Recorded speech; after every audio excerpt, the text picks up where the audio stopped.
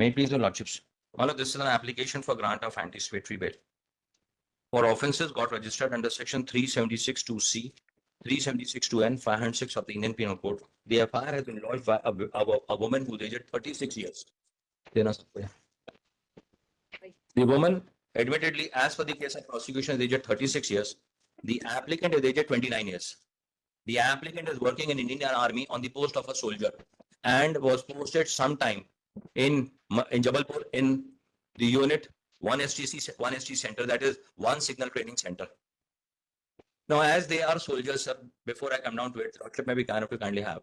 As they are soldiers, their movements and activities are controlled by the army, and उनके बाहर निकलने अंदर बाहर होने पे किस समय यूनिट के बाहर निकल सकते, किस समय यूनिट के अंदर आ सकते, ये सबका सब कंट्रोल्ड है आर्मी के द्वारा.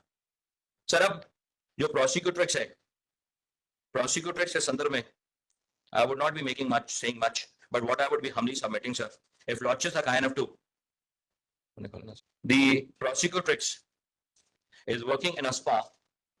Sir, if lordships are kind enough to kindly see page number 69.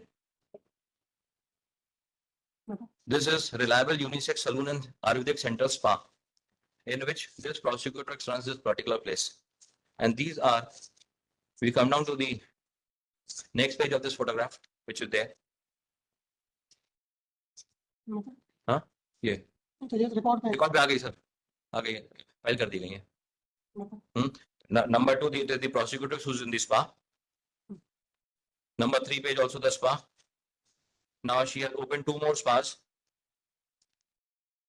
That is the 3rd page and the 4th page. This is new SSR spa and saloon for man and woman, best spa. And दूसरा एक spa खुल गया है, new SSR spa, और ये दूसरा एक और spa खुल गया है, which has opened now from Sadar. It has also opened in Bellary. So what we humbly submit, and thereafter there are the photographs of the prosecutrix. At the next page, lordship may be kind enough to kindly see all the different people where she has been going. मैं बस नहीं आ रहा, मैं character की बात ही नहीं होगी sir, character की बात ही नहीं होगी. We come down to the FIR which has been so lodged. Kindly see to the FIR which is there. मैंने आपके समझ दिया. So date of incident, what is alleged at page number 1, your lordship would be kind enough to kindly see, is dated 22/4/23 to 16/6/23 is the date of offence. और FIR होती है 3/7/2024 को, after a span of more than 1 year. Sir, we come down to the FIR. Sir ऊपर से आएंगे, 9वीं line पे आ जाएं. मैं नाम छोड़ दे रहा हूं, उम्र 36 वर्ष, पता गली नंबर 2 सोनसो, अपने 15 वर्षीय पुत्र के साथ निवास करती हूँ. मिला सर? मेरे पति का स्वतंत्र पति महोदय जी नरेश, पिता कुलदीप 29 वर्ष, जो कि कलावती तहसील हरियाणा, पिन कोड सोनसो हरियाणा, जलपुर स्थित आर्मी के 1 सिग्नल ट्रेनिंग सेंटर जबलपुर में के लिए आया था, जिसका आर्मी नंबर सोनसो, उसको मेरा बैच नंबर भी मालूम है, जो वर्तमान में जिला प्रयागराज 4 AIR सिग्नल रेजिमेंटल में हम होली में सिपाही के कार्य थे. महोदय जी नरेश से मेरी जान पहचान इंडियन कॉफी हाउस सदर में हुई थी. नरेश ने मेरी जान पहचान होने का नरेश मोबाइल नंबर लिया और अक्सर मुझे कॉल करने लगा. नरेश मुझे दोस्ती का प्रस्ताव दिया. मैंने नरेश को बता दिया कि मैं बेटा 15 साल का बेटा, अक्सर नरेश मुझे अक्सर किसी न किसी बहाने कॉल करता था. एक दिन पीछा करता नरेश मेरे घर आ गया. नरेश के घर नहीं आने दिया. नरेश उसके अक्सर मेरे घर के सामने आकर कहता था तुमसे प्यार हो, शादी करने जाओ. मैं नरेश की बातों का विरोध करती थी. मेरा 15 साल का बेटा. नरेश ने कहा कि हम अपना लेंगे. धीरे नरेश मेरे घर आने जाने लगा. दिनांक 22/4/23 को जब मैं घर में अकेली नरेश आया, 22/4/23 को जब मैं घर में अकेली थी तब नरेश आया और मेरे साथ जोर जबरदस्ती करने लगा. मैंने पड़ोसियों का आवाज लगाने लगी, मेरा मुंह दबा दिया, मेरे साथ बलात्कार किया. I pause over for a moment. Now what she says कि 22/4/23 को उसके साथ एपिसोड हुआ इंटरकोर्स का. शी डजंट, उसने कोई शिकायत नहीं करी. नरेश मुझे शादी झांसा देकर लगातार दिनांक 22/4/23 से 28/4/23 तक मेरे घर आकर मेरे साथ मेरी मर्जी के विरुद्ध बलात्कार करता रहा. सर हम फिर यहाँ रुक जाते हैं. We stay over here and यहाँ पर हमने बलात्कार कर दिया. जब शादी की बात टाल देता, जब भी शादी की बात करता था मेरे को टाल देता था. अब इसको पता चल गया कि उसको भैया शादी नहीं करना है, इसको टाल देना है. अब इसका महोदय नरेश शादी का झांसा देकर मनाली चलेंगे, मनाली में शादी करेंगे. उसका नरेश मुझको मनाली ले गया. अब यहाँ से जलपुर से मनाली चली जाती है और मनाली मुझे 1 सप्ताह होटल में लेकर रखा. वहां से मेरी मर्जी के विरुद्ध बलात्कार करता रहा. दिल्ली व मनाली आने का संपूर्ण खर्चा मेरे द्वारा वहन किया गया. वो सभी बातें मैंने अपने परिजनों को बताई. महोदय जी नरेश मनाली मेरे विवाह नहीं किया, मुझे दिनांक 16/6/23 को दिल्ली से जलपुर भेज दिया. और इसी बीच नरेश का बमोरी प्रयागराज में ड्यूटी ज्वाइन कर ली और मुझसे रुपए की मांग करता, मैं नरेश को रुपए दे दिए, कोई पैसे, मेरे को कोई पैसा नहीं मिला, ना मैंने कोई पैसा इससे लिया। जब मैं नरेश से शादी की बात को टाल देता, नरेश दिनांक 8 दिनांक तक मुझसे शादी नहीं की और दिनांक 10, 12, 23 के से नरेश ने अपने तीनों मोबाइल नंबर सुवन शो बंद कर लिए। तो इनका कहना, आखिरी एपिसोड इनको दिल्ली से वापस भेज दिया गया और 16/7/2026 को 16/6/2023 को लौटने के बाद भी जब इनको पता चल गया कि इनके साथ धोखा हो गया, इनकी शादी नहीं हुई और इनके साथ में इंटरकोर्स करते, she doesn't launch any FIR होती है 3/7/2024 को। Now this is one version of the prosecutrix. Our case is that no such incident, there was no allegation that any marriage would ever take place. It was a consensual जान पहचान हुई उसके साथ में and consensual sex होता रहा इनके बीच में. There was no occasion, and now as a matter to blackmail the present applicant who is working in Indian Army, इनके खिलाफ में ये झूठी रिपोर्ट कर दी गई. Now what I humbly submit, sir, if lordship are kind enough to kindly see, this woman is in relationship with other people also. And this is the manner in which it is there. I'll invite your lordship to page annexure 3, page number 33. These are the photographs of the prosecutrix and the present applicant. Could lordship get that, sir? Page number 33 onwards. Photograph लोगे वहां कहना कि वो consent है, जितना बता बाकी दूसरे फोटो वही फोटोग्राफ से, वही फोटो से तो वो उनके कैरेक्टर से रिलेटेड नहीं, फोटो से तो सामने साबित होगा सर उनकी कंसेंट थी. किसके साथ होते एप्लीकेंट नहीं, एप्लीकेंट के साथ है, ये एप्लीकेंट है इसमें. This is the applicant. ये पेज नंबर 34 पे देखेंगे, this is the applicant and the prosecutrix. Page number 35 पे आएंगे sir, applicant and the prosecutrix. Then your lordship would be kind enough to kindly come down to page number 36. It is the applicant and the prosecutrix. Page number 37, applicant and the prosecutrix.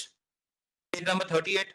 देख लिए photo, देख लिए पूरी हो गई. Now और ये जो आईडी जो दिखाई गई नरेश, जो इंस्टाग्राम की आईडी पे ये फोटो पोस्ट हुई है, ये आईडी भी ये महिला चला रही है और ये आईडी आज भी जिंदा चल रही है, जो प्रोसिक्यूट्रिक्स से ही चला रही है आईडी और उस पे ये फोटो डाल रही है. Then your lordship would be kind enough to kindly have page number 41, 42, 43, 44. Photo देख लेना पूरे. तो this is what goes. Now kindly see page number 46 एक photograph sir.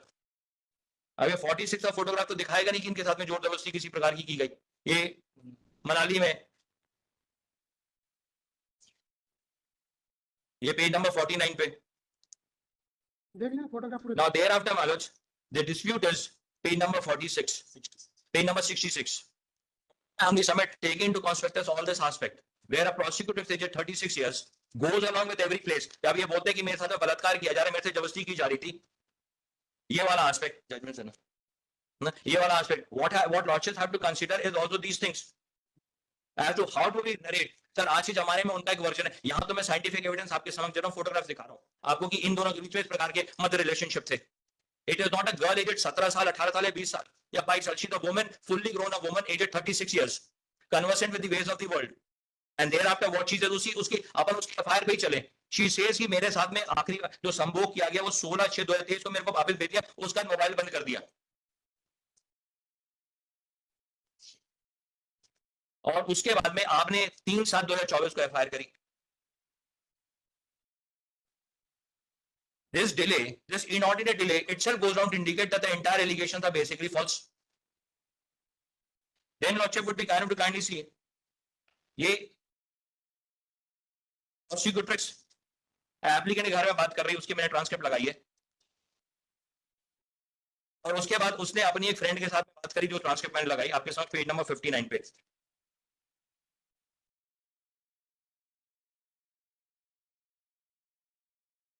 Today in this world, what we say, it is not when we come down with this person that a person who is stranger to this society comes over there. Page number 59 पे आएंगे sir, ये prosecutor से आप क्या बोल रही है.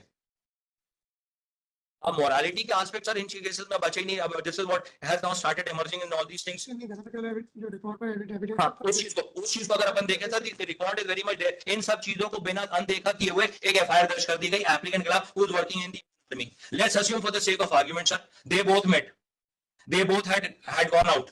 He went and met the prosecutrix, and whatever happened with her consent, and it was a consensual relationship. इन नाम से शादी करने का तो कभी वादा ही नहीं किया उसको. Now what I bring before lordship is 2019 volume 9 Supreme Court cases 608 Pramod Suryaban Pawar And the relevant would be paragraph number 14 to 18, where the lordships of the Supreme Court, while dealing with this analogy, has come to the considered opinion as to under what circumstances and how the consent is to be derived. And there was no conception of fact, misconception of fact. Then lordship would be kind enough to kindly have Sonu alias Subhash Kumar. This is a judgment by the present Chief Justice. Sonu alias Subhash Kumar versus State of Uttar Pradesh, and the relevant is paragraph number 7.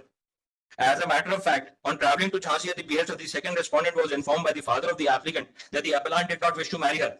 The contents of the statement under section 164 would indicate the second respondent had voluntarily developed relationship with him as husband. The second respondent had then stated that he and his family members are refusing to marry me. The second respondent has said, my sole grievance is that Sonu is refusing to marry me. एक और चीज आप करें, she doesn't say उसका क्या grievance है कि मेरे से वो शादी नहीं कर रहा है. अगर शादी हो जाए तो कुछ नहीं बचता. The three important factors emerged. The relationship between the appellant and the second respondent was of a consensual nature. The parties were in relationship for about 1.5 years, and subsequently the appellant had expressed his disinclination to marry the second respondent, which led to registration of the FIR, which is over here. The FIR